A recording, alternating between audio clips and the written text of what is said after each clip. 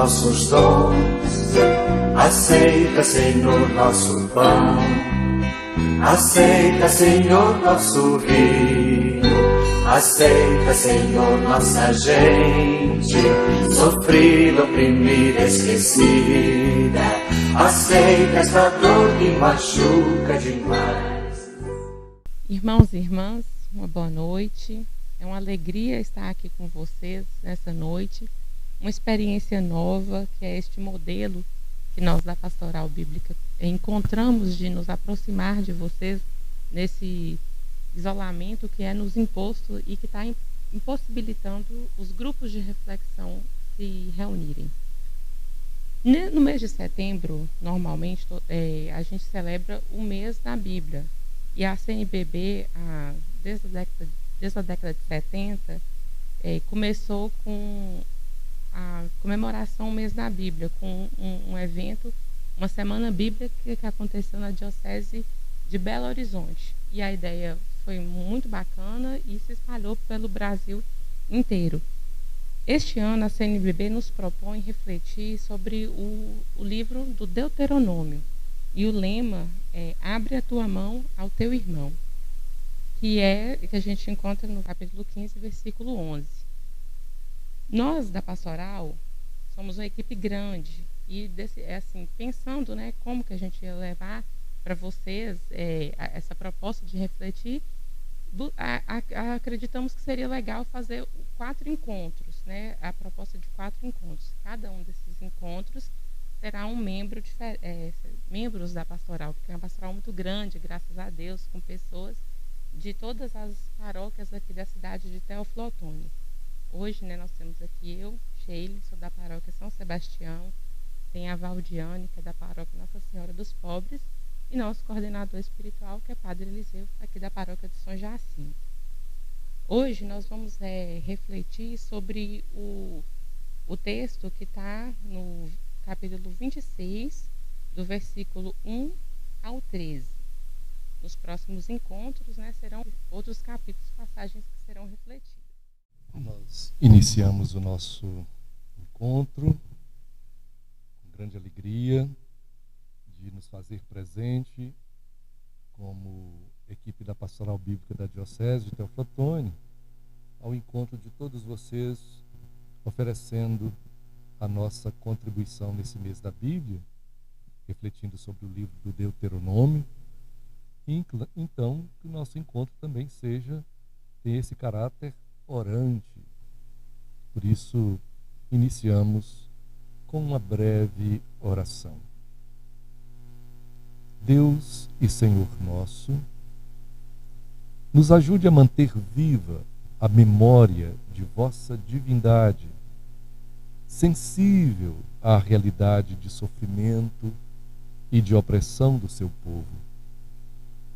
Anima-nos a renovar a certeza de que o Senhor continua caminhando conosco e apontando caminhos de libertação. Que o Deus do Êxodo, o Deus da vida, seja nossa força, seja nossa salvação. Em nome do Pai, e do Filho, e do Espírito Santo. Amém.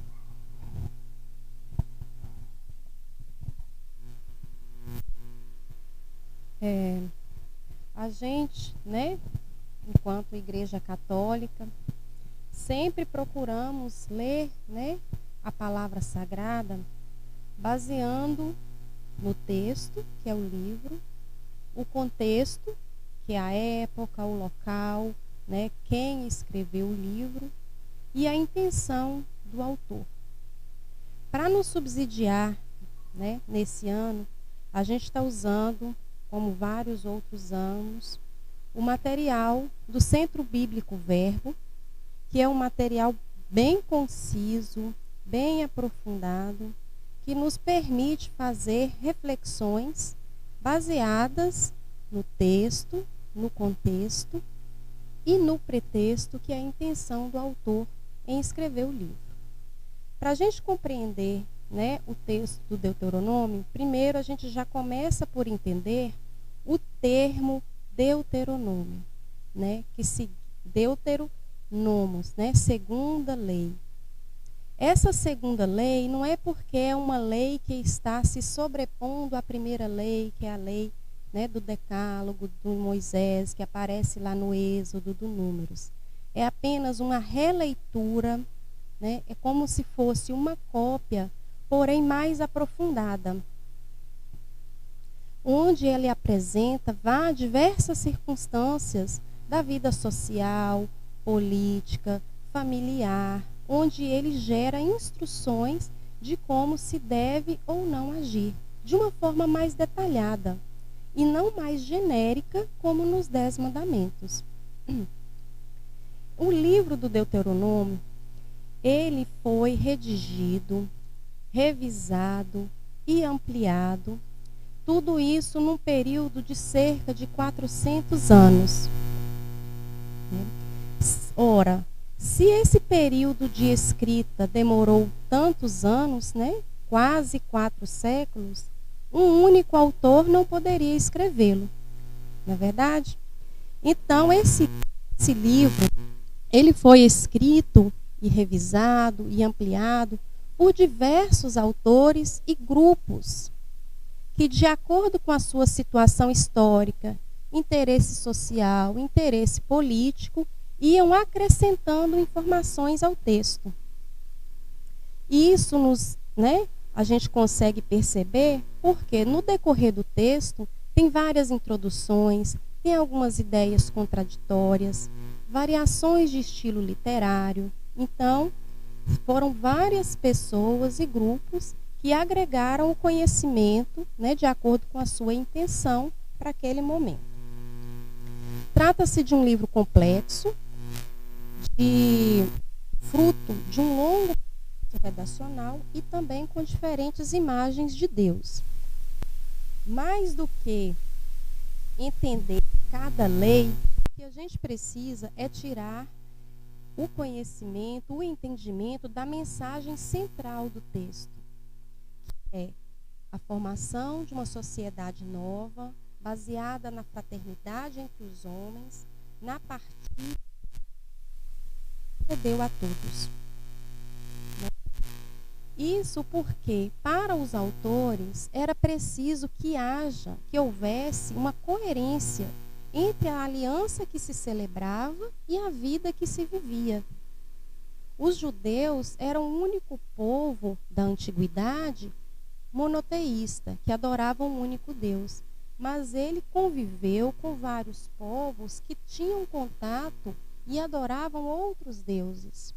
Então, o período do exílio foi o período em que Deus preparou o povo para que o adorasse, para que adorasse a Javé, o único Deus. Então, o livro do Deuteronômio, né, nos seus 34 capítulos, tem a intenção de inculcar a obediência à aliança, à lei e ao amor de Deus. Nós vamos passar, então, para a leitura do texto.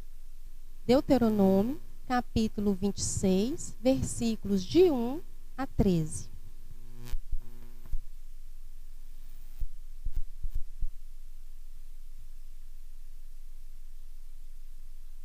Quando você entrar na terra de Javé, seu Deus, vai lhe dar como herança, quando tomar posse dela e habitar aí, pegue os primeiros frutos que você colher da terra que Javé, seu Deus, vai lhe dar. Coloque-os no cesto e vá ao lugar que Javé, seu Deus, tiver escolhido, para aí fazer habitar o nome dele. Vá ao sacerdote em função desses dias e diga-lhe: hoje eu confesso a Javé, meu Deus, que entrei na terra que Javé tinha jurado aos nossos antepassados que nos daria. O sacerdote receberá o cesto de suas mãos e o colocará diante do altar de Javé, seu Deus. Então, você, tomando a palavra, dirá diante de Javé, seu Deus: meu pai era um errante arameu. Ele desceu ao Egito e aí residiu com poucas pessoas. Depois, tornou-se uma nação grande, forte e numerosa. Os egípcios, porém, nos maltrataram e humilharam, impondo-nos uma dura escravidão sobre nós. Clamamos então, Javé, Deus dos nossos antepassados, e Javé ouviu a nossa voz. Ele viu nossa miséria, nosso sofrimento e nossa opressão. E Javé nos tirou do Egito com mão forte e braço estendido, em meio a grande terror, com sinais e prodígios. E nos trouxe a este lugar, dando-nos esta terra, uma terra onde corre leite e mel. Por isso, aqui estou, Javé, com os primeiros frutos da terra que tu me destes. E você colocará os primeiros frutos diante de Javé, seu Deus, e diante de Javé, seu Deus, se prostrará. Então, você se alegrará com todas as coisas boas que Javé, seu Deus, lhe terá dado, e você e a sua família. E também festejarão com você o levita, o migrante que vive em seu meio.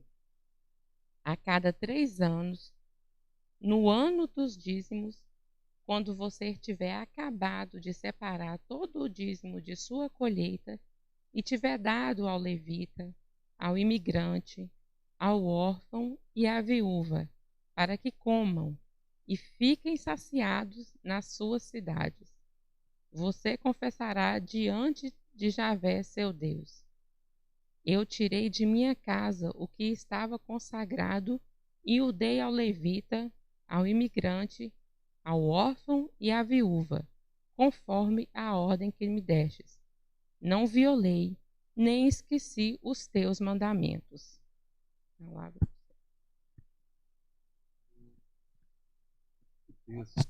O texto reflete a entrada da terra na terra prometida. Reflete a realização da promessa que Deus havia feito ao seu povo. É o acontecimento marcante na história do povo de Deus, do povo de Israel. A experiência começa lá com o Êxodo. Uma situação de escravidão no Egito, o povo clama. E Deus, reconhecido como Javé, Deus que se faz presente na vida, presença libertadora, aquele que está presente, aquele que é. Deus escuta o clamor do seu povo. E então, conduz esse povo, mesmo no sofrimento, no deserto, mas com a promessa de uma terra onde pudesse viver a experiência da plena liberdade, da vida com dignidade. E o povo vai dizer e registrar na Bíblia a terra onde corre leite e mel. Então, tudo foi muito difícil, como os relatos que nós encontramos na Bíblia. Tudo foi muito difícil para o povo. Mas a certeza de que Deus caminhava com ele, com o povo.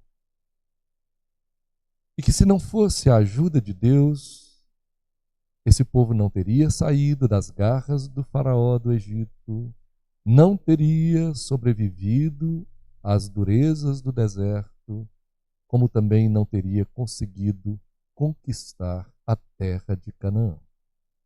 Então agora, tendo conquistado a terra, distribuído a terra para que todos pudessem usufruir de tudo aquilo que pudesse trabalhar, plantar, colher, mas com pleno reconhecimento e agradecimento ao Deus que promoveu tudo isso em favor do seu povo.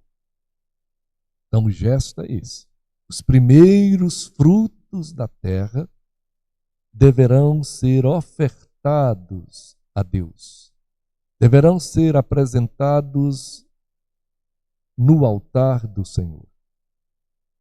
Mas é muito interessante que o reconhecimento de que tudo é de Deus e que, portanto, tudo deve estar à disposição de Deus, implica um compromisso de solidariedade e de partilha.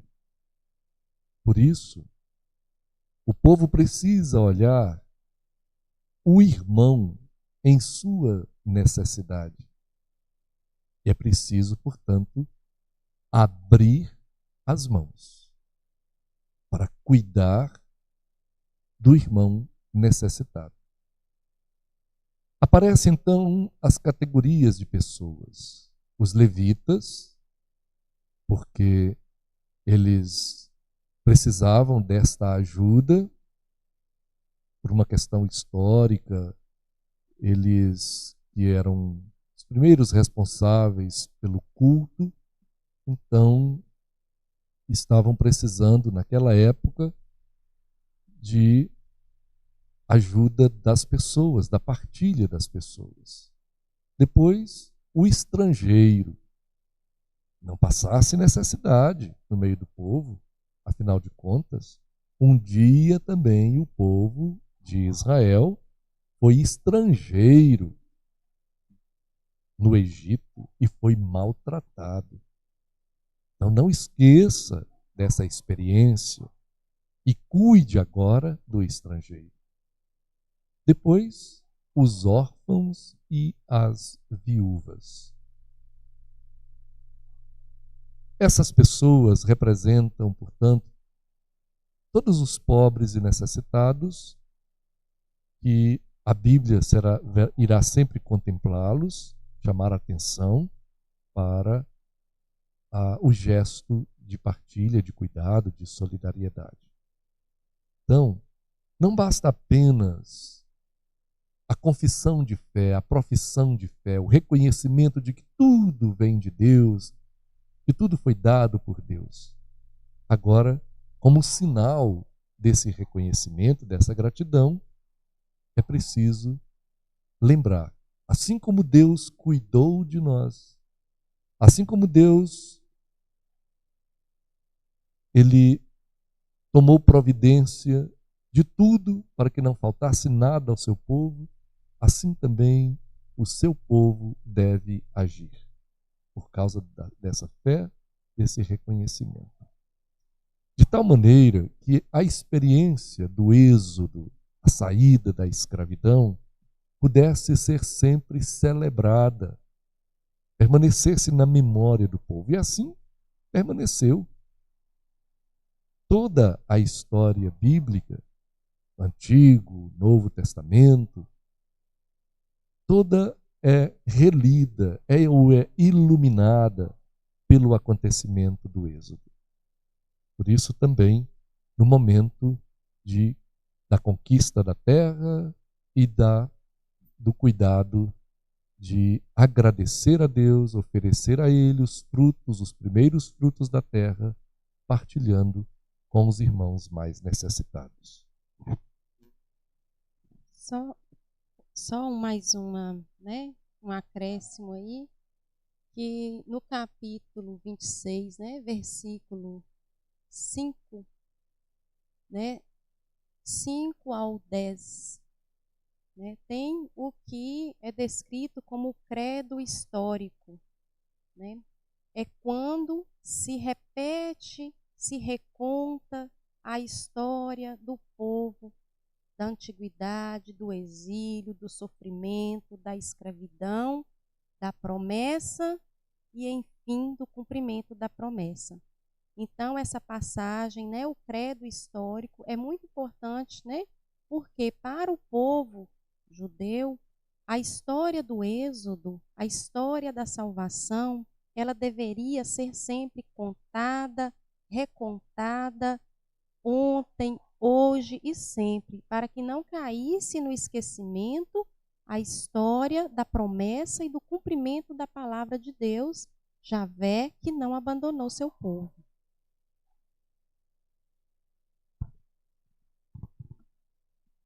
E eu acho importante a gente ressaltar também essa questão de reforçar esse cuidado com a parcela mais fragilizada daquela sociedade. Na época em que esse texto foi escrito, já depois do êxodo, saída do Egito, e o texto ele foi escrito quando o Estado já estava em formação. E essas pessoas, essas figuras, elas começam a aparecer. E o povo de Deus, escolhido, em que já passou por essa situação, não pode ser cego a essa situação. Por isso o texto ressalta do dízimo ao levita, ao imigrante, à viúva, ao órfão, que são essa parcela mais fragilizada daquela sociedade. Essa oferta dos frutos, né, é gratidão, é reconhecimento, é compromisso, é aliança e é conversão, né? O ponto central dessa mensagem, desse texto de hoje, é o cumprimento da palavra, é a aliança de Deus com o homem e o homem respondendo a Deus também em forma de conversão, de oferta, né? Dos melhores frutos, dos primeiros dons, dos primeiros frutos, como sempre foi, né, no povo da antiguidade. Os primeiros frutos, né, os primogênitos dos animais, os primogênitos dos filhos eram consagrados a Deus. Então, para que não se perdesse esse costume, né, não era porque chegou na terra prometida que poderia se abandonar o seu compromisso com Deus, que se mantivesse a aliança do povo com Deus. Nós queremos agora dar um outro passo na nossa reflexão, lembrando que esse acontecimento do Êxodo, essa saída da escravidão, a conquista da terra prometida e a aliança que o povo deve sempre lembrar, a aliança que Deus fez com o seu povo, que ela é bem concretizada na apresentação dos 10 mandamentos, entendidos como a lei de Deus. E aí toda aquela narrativa de que Moisés é o principal responsável de conduzir o povo, articular todo o processo de libertação, de caminhada para a terra prometida, e, portanto, aquele que apresenta ao povo a lei de Deus, os mandamentos. Então, isso fica bem presente, bem gravado na memória do povo. A lei de Deus nos foi dada por Moisés. Moisés é que conduz esse povo para a terra prometida. Ora, passando-se os séculos, nós chegamos à pessoa de Jesus, Jesus de Nazaré. E o que nós encontramos nos evangelhos, sobretudo, especialmente os evangelhos de Mateus e Marcos, quando apresentam Jesus como o novo Moisés. No evangelho de João, Jesus é apresentado como maior do que Moisés, mais importante do que Moisés. Mas os outros dois, Mateus e Marcos, eles procuram mostrar Jesus como o libertador do povo, que agora não liberta simplesmente da escravidão, mas liberta do pecado e da morte. É esse novo Moisés, enviado por Deus, reconhecido como Filho de Deus, presente na história humana, que vai então propor esse tempo novo de libertação, de salvação, convidando todos a entrar na dinâmica do reino de Deus. Por isso mesmo, Jesus vai propondo os valores desse reino, que essencialmente se concentram no mandamento do amor. Amor a Deus e ao próximo. Jesus chega a dizer que o maior e o mais importante de todos os mandamentos é amar a Deus. Mas ele diz, o segundo mandamento é semelhante ao primeiro. Amar ao próximo como a si mesmo. A prática de Jesus e o seu ensinamento mostram o cuidado, ou revelam o cuidado de Deus com o seu povo, especialmente com os mais pobres, os pecadores, os excluídos. E não somente Jesus se apresenta para cuidar das pessoas, mas vai ensinando seus seguidores, discípulos e discípulas, a também fazer o mesmo. E até mesmo a encontrar caminhos, soluções alternativas para que os pobres não ficassem sem os devidos cuidados do alimento, da saúde. Por isso, esse novo Moisés nos convoca também, né, para esse novo êxodo, essa libertação integral. Por isso ele é reconhecido como o Cordeiro de Deus da nova Páscoa, como os judeus, o povo de Israel, celebrava a festa da Páscoa como memória da libertação, da escravidão do Egito, como saída, memória da saída do Egito, o êxodo. Então, Jesus vai então celebrar a nova Páscoa de uma maneira diferente. Na própria ocasião da festa da Páscoa, ele então celebra com seus amigos e institui esse memorial que se torna importante para nós, está no centro da vida da igreja e dos cristãos. Memorial que nós chamamos de Eucaristia. E reconhecendo então Jesus como Cordeiro da nova Páscoa, que se oferece a si mesmo ao Pai e, portanto, se torna alimento sagrado para todos aqueles que assumem esse caminho de libertação, de conquista de uma nova terra, de um novo céu, onde todos possam viver a plenitude da vida, como é o projeto, o sonho de Deus.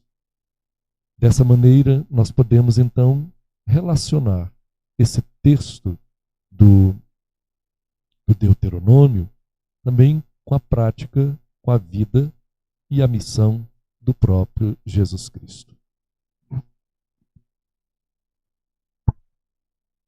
O livro do Deuteronômio, ele foi escrito após a saída do Êxodo, após a saída do Egito. Ele é o último livro do Pentateuco, o último livro daqueles 5 dos mais antigos. E apesar disso, ele é o livro mais citado no Novo Testamento. Ele é citado mais de 200 vezes no Novo Testamento, nos Evangelhos. Ele traz a revisão, um aprofundamento da lei para trazer a liberdade ao povo, que ao conquistar a nova terra, eles recebem a lei de como fazer essa terra fecunda, de como prosperar nessa terra.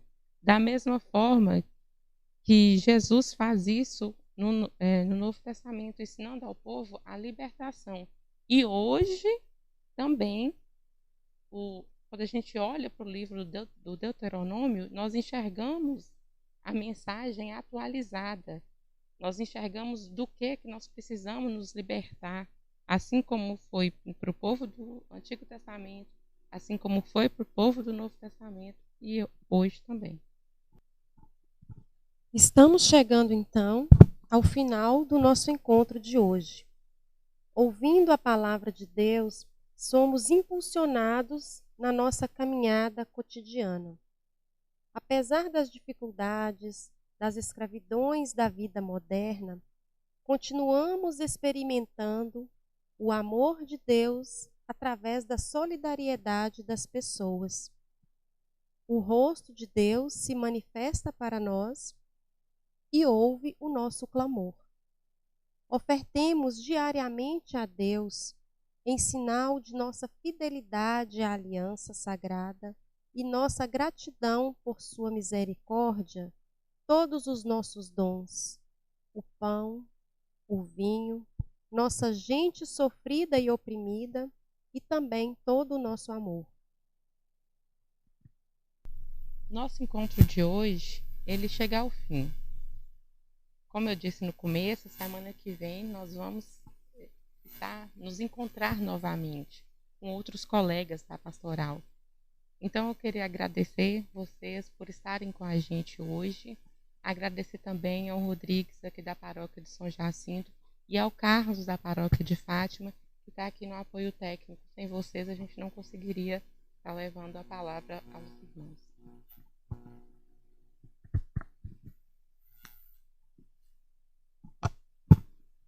Nós vamos chegando, sim, ao final e agradecemos a companhia de vocês, esperando dessa maneira ajudar na compreensão, na leitura, na reflexão do mês da Bíblia com o livro do Deuteronômio, iluminando também a nossa vida, o que é o mais importante, ler a Bíblia para iluminar a vida.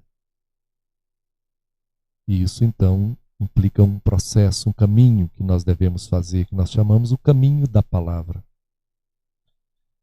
Nosso trabalho da Pastoral Bíblica da Diocese de Teoflotone já tem uma certa caminhada de alguns anos.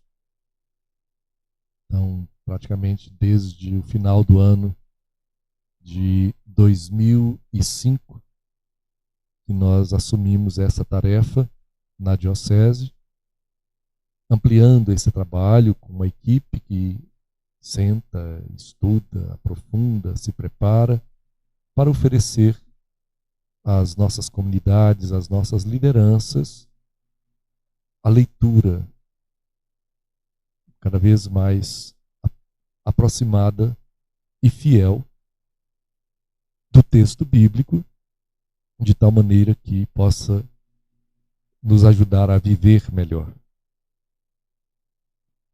No final do nosso encontro, a gente lembra como que esse texto de Deuteronômio ele é iluminador da nossa prática religiosa. Quando lembramos o significado dos nossos pequenos gestos na comunidade de fé, da nossa disponibilidade, da disponibilidade de tantos irmãos e irmãs para cuidar dos pobres, dos pequenos, socorrê-los em suas necessidades, partilhar mesmo do pouco que tem, para que não haja necessitados entre nós. E também aquele gesto próprio da nossa liturgia, de levar a oferta, colocá-la diante do altar, no momento da apresentação das oferendas do pão e do vinho. Esse sinal de partilha, de sensibilidade, de gratuidade, é muito bonito. E esse texto do Deuteronômio, capítulo 26, ele também clareia o sentido do dízimo dado na comunidade. Então, como sinal de gratidão, de reconhecimento de que tudo vem de Deus, e por isso mesmo uma parte é apresentada ou devolvida a Deus ou colocada nas coisas de Deus e também para o cuidado dos pobres. Por isso então, nós pedimos a Deus no final deste nosso encontro que nos ajude sempre a reconhecer todas as coisas boas, todos os sinais de bondade, de providência do nosso Deus na nossa vida. Você também, nesse momento, pensa tudo aquilo que recebeu de Deus de maneira gratuita. Deus não exigiu nada em troca. Por amor, por misericórdia, por compaixão, Ele nos concede todos os sinais de graça e de bondade a nós, às nossas famílias. E isso se torna motivo da nossa alegria, da nossa esperança, da confirmação da nossa fé e o nosso esforço de testemunhar esta nossa fé, juntamente com os outros irmãos que necessitam de nossas mãos abertas para atendê-los, para servi-los. Então, o Deus que ouve o clamor do seu povo, o Deus que desce para libertar o seu povo, que Ele então continue nos abençoando, nos dando a paz, recuperando a nossa esperança, a nossa alegria e nos ajudando a sermos mais compassivos e solidários com os nossos irmãos e irmãs. Aceita, Senhor, nossos dons, aceita, Senhor, nosso pão, aceita, Senhor, nosso vinho, aceita, Senhor, nossa gente, sofrida, oprimida, esquecida, aceita esta dor que machuca.